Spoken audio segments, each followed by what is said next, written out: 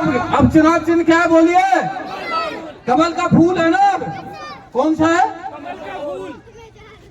11 महीने में पलट गया।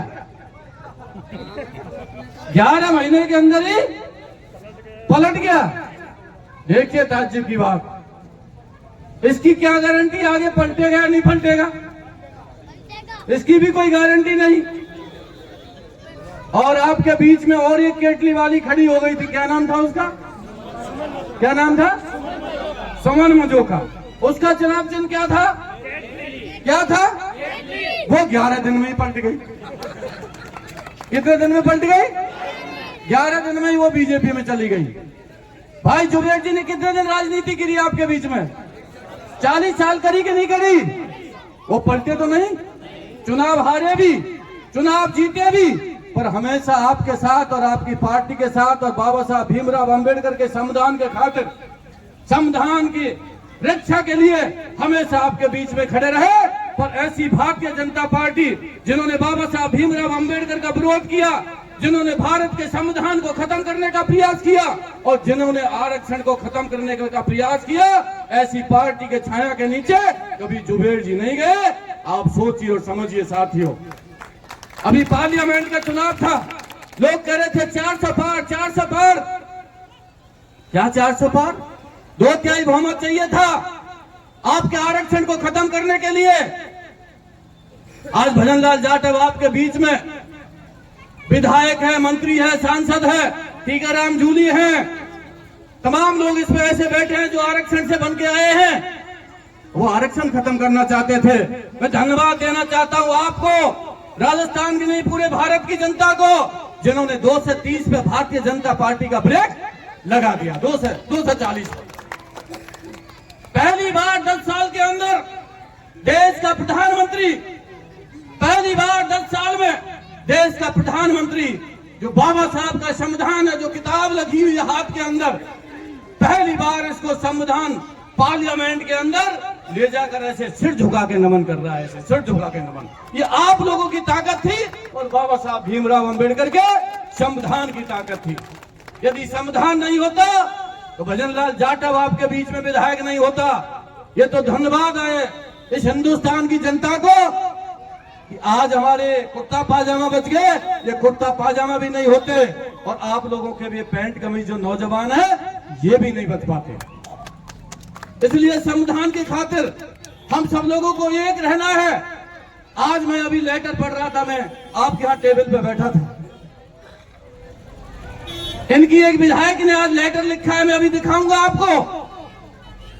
किरण दीप्ति भयेश्वरी जो राजसमंद के विधायक है, उसने लेटर में लिख के दिया है साथियों कि राजस्थान के अंदर उप वर्गीकरण होना चाहिए। अभी मेरे बार छप पाया है, भारतीय जनता पार्टी की विधायक है, उसने लिख के दिया है कि उप वर्गीकरण होना चाहिए। इसका मतलब हम भाई भाई से लड़े, हमसे भाई भाई को लड़ाने का काम किया जा रहा है। तमाम एजेंसियां भेज दी, हमारे आरक्षण को खत्म करने का प्रयास किया जा रहा है। साथियों मेरा हाथ जोड़ के निवेदन है, यदि आप लोग दिल से प्यार करते हो, भजनलाल जाटव के मान सम्मान खातिर के लिए मुझे यहाँ पर्यवेक्षक लगाया है, इलेक्शन पर्यवेक्षण लगाया है भाई टीकाराम जूली के खातिर। आने वाली 23 तारीख को ये हमारे बेटे के समान, भाई के समान, जिसको कोई ज्ञान नहीं आज तक, जिसका मासूम चेहरा, जिसको पता नहीं था कि इस दुनिया में इसका बाप नहीं रहेगा, मां चुनाव से बाहर नहीं आएगी घर से, आज हमारे बीच में बैठा है। मेरा हाथ जोड़ के आपसे विनम्र अपील है, एक एक वोट 13 तारीख को हाथ के पंजे पर लाइन लगाकर, बटन दबाकर भारी बहुमत से जिताओगे नहीं जिताओगे? बताओ, बोलो, जिताओगे नहीं जिताओगे? मेरा आपसे हाथ खड़े करके बताओ, और नहीं तो मैं समझ लो आपसे नाराज हो जाऊंगा। मैं पहले बता रहा हूं, और ये वोट आर्यन को नहीं, ये भजनलाल जाटव को वोट है।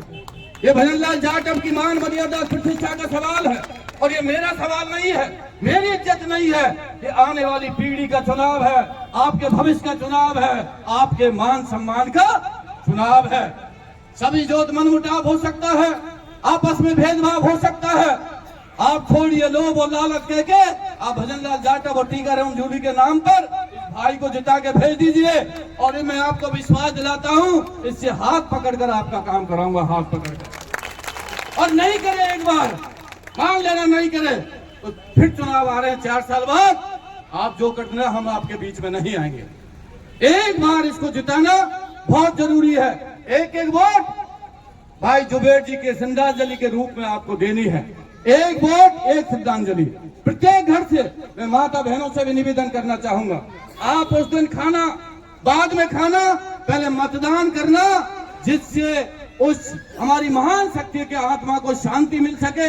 मेरा तो आपसे विनम्र अपील है, जिस तरह का डर और भय का माहौल भारतीय जनता पार्टी और राजस्थान की सरकार कर रही है, अभी हमारे दलितों को उठाने का काम किया जा रहा है, हमारे माइनॉरिटी भाइयों को उठाने का काम किया जा रहा है, उनको धमकाने का काम किया जा रहा है।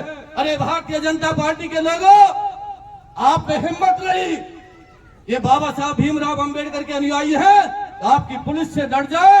इन्होंने 2 अप्रैल को भी काम करके दिखाया और 21 अगस्त को भी आपकी पुलिस से डरने वाले व्यक्ति नहीं है। क्या डरा धमका रहे हो आप लोग? थाने में बंद कर रहे हो, बुला रहे हो, ओलेक्स का फलाने का, दलितों को धमका रहे हो। डरने की जरूरत नहीं है, इनमें हिम्मत नहीं है कि हमारे किसी भी कार्यकर्ता को हाथ लगा दें। आप चिंता मत करना, टीकाराम जूली जी तो यहाँ रहेंगे 13 तारीख तक, मैं भी यहाँ रहूंगा। पर एक विचारधारा, एक इलेक्शन एजेंट का नियम है कि 11 तारीख को 5 बजे में छोड़ना पड़ेगा।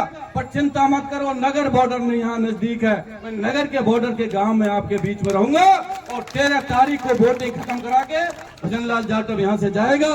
मेरा आपसे विनम्र अपील है, हाथ जोड़ के, आपका भाई और आपके बेटे के हाथ मजबूत करना चाहते हो, एक एक वोट देना है। दोगे नहीं दोगे? बताइए आप लोग, अरे भाई बताइए ना नौजवान साथियों, दोगे ना वोट? और नहीं देंगे तो मेरी नाराजगी रहेगी। मैं फिर कह रहा हूँ आपसे, आपके एक बुलावे के बीच में आपके आ जाता हूँ, एक वोट भी इधर उधर दाएं बाएं हो गया तो यो समझो भजनलाल जाटव का नुकसान होगा, आर्यन का कोई नुकसान नहीं होगा।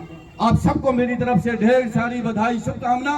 आप हमेशा प्यार, सम्मान, आशीर्वाद देते हैं और जैसा प्यार आप लोग देते हैं, मैं रामगढ़ और धौली मेरे इस दिल में बसती है। जब कोई रामगढ़ का आदमी मिलता है और रामगढ़ के लोग मेरे पास आते हैं, कभी मैं किसी काम की मना नहीं करता हूं।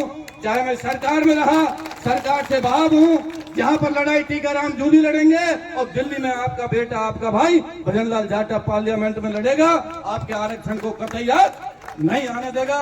बहुत बहुत धन्यवाद। जय भीम, जय भारत, नमस्कार, धन्यवाद।